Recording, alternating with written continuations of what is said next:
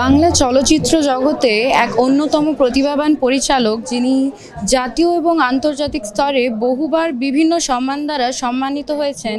আমাদের সাথে আমরা পেয়ে গেছি প্রতিভাবান পরিচালক শুভজিৎ মিত্রকে। এগুলো তো ক্লাসিক্স। তো এটার যে মেন যে সেন্ট্রাল থিম পয়েন্ট, সেইটা সবসময় সব কালের জন্য প্রযোজ্য। সো এটা সন্ন্যাসী রেবেলিয়নের ওপর একটা গল্প, অপ্রেসার ভার্সেস দ্য অপ্রেসড। তো এটা তো সব সময় সব যুগের জন্যই প্রযোজ্য। সেই জন্য এটা মানে আজকে কি রেলেভেন্স বা আগে কি রেলেভেন্স, এই প্রশ্নটাই ওঠে না। আমার দ্বিতীয় প্রশ্ন, এই দেবী চৌধুরানীকে লিটারেচার থেকে সিনেমায় আনা ঠিক কতটা চ্যালেঞ্জিং ছিল বলে আপনার অভিজ্ঞতা কি বলছে? আমি যে ধরনের ছবি করি সে লিটারেচার বেস ফিল্মই করি, পিরিয়ড পিসেস। আমার আগের ছবি যেটা ন্যাশনাল অ্যাওয়ার্ড পেয়েছিল অভিযাত্রিক, সেটাই তাই।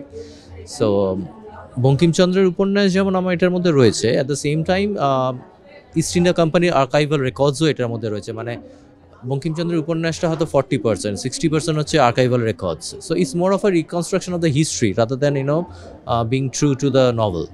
So it was kind of, this is my passion, so it comes easily for me. Bumbada, যেনাকে আমরা ইন্ডাস্ট্রি বলে জানি, ওনার সাথে কাজ করা ঠিক কতটা চ্যালেঞ্জিং ছিল, এই নিয়ে অভিজ্ঞতা? একদমই চ্যালেঞ্জিং না। বুম্বাদা একদম পুরো দাদার মতো। মানে আমি অন্তত বিগত 20 বছরের ওপর ধরে বুম্বাদাকে চিনি। সো একদম মানে কি বলবো, খুবই একটা স্নেহময় বর্দা হয় না, বুম্বাদা একদম সেরকমই। সো ওই জন্য এক্সট্রা কোনো চ্যালেঞ্জ না। আর এরকম ভালো চ্যালেঞ্জিং রোল দিলে সব অ্যাক্টরদেরই একটা খিদে থাকে। তো বুম্বাদাও খুব অসাধারণভাবে এটা পোর্ট্রে করেছে। Last but not the least, যে প্রশ্নটা না করলেই নয়, বইমেলা নিয়ে বিশেষ কিছু স্মৃতি যদি শেয়ার করেন।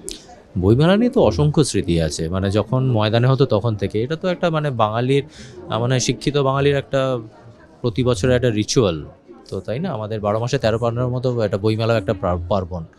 সো মানে বললে শেষ হবে না। সো অসংখ্য স্মৃতি আছে।